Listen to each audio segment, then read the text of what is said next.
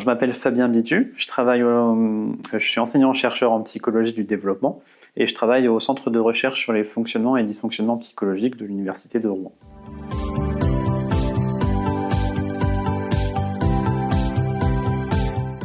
Alors, le projet CREFSIN est un projet qui s'intéresse à la créativité des fonctions exécutives chez l'enfant d'âge scolaire, donc des enfants typiques et à la fois au profil atypique.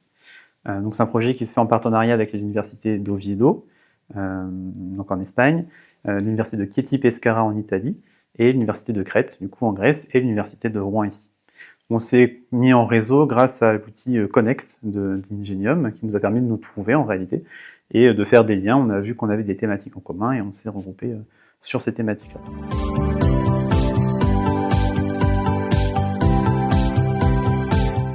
Donc notre approche pour ce projet-là a été tout d'abord de dessiner des lignes directrices pour le projet, donc avoir des points d'étape principalement, et puis savoir où on veut aller en termes de questions de recherche, et en termes de suivi, en termes de recueil de données et de résultats ensuite. Première étape, ça a été de faire une grande revue littérature sur le sujet de la créativité à l'école, donc autour des profils typiques et atypiques, en prenant en compte le fonctionnement de la créativité chez les enfants, par exemple, avec un autisme ou un TDAH, donc ce qu'on appelle des troubles neurodéveloppementaux, de façon générale. Donc on a fait une revue littérature globale sur ces enfants-là, qui sera publiée, du coup, en 2026.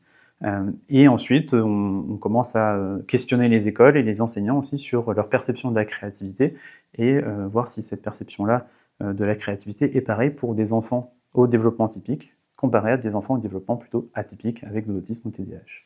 pour les années du coup à suivre.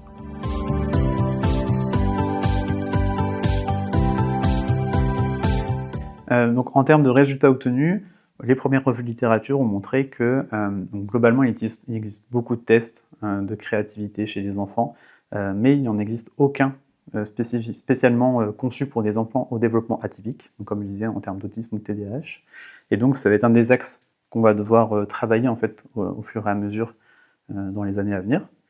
Et en termes d'impact, on espère pouvoir sensibiliser les enseignants, notamment qui travaillent au quotidien auprès des enfants, sur la créativité de ces enfants au profil atypique, et au besoin de travailler la créativité auprès d'eux à l'école, parce que la créativité pourrait être une ressource et un levier en fait pour ces enfants, pour notamment les apprentissages, les fonctions exécutives dont ils ont besoin pour les apprentissages à l'école. Et donc l'idée c'est d'avoir un impact sur ces enseignants-là, mais aussi à côté développer peut-être des tests de créativité plus adaptés à ces enfants-là, des tâches de créativité plus adaptées à ces enfants-là, pour aussi essayer de favoriser en fait leur créativité à l'école.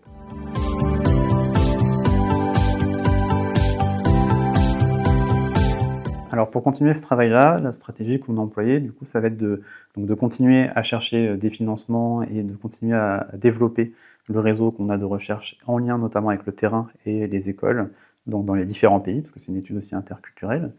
Donc continuer à développer ça, mais aussi à côté de faire du lien avec d'autres chercheurs en Europe qui travaillent aussi sur la créativité et d'autres groupes de recherche. On a déjà commencé à créer ces liens, et l'idée c'est de pouvoir faire une mise en réseau des différents groupes européens sur le sujet pour avoir une approche plus globale de la créativité en fait en Europe à l'école.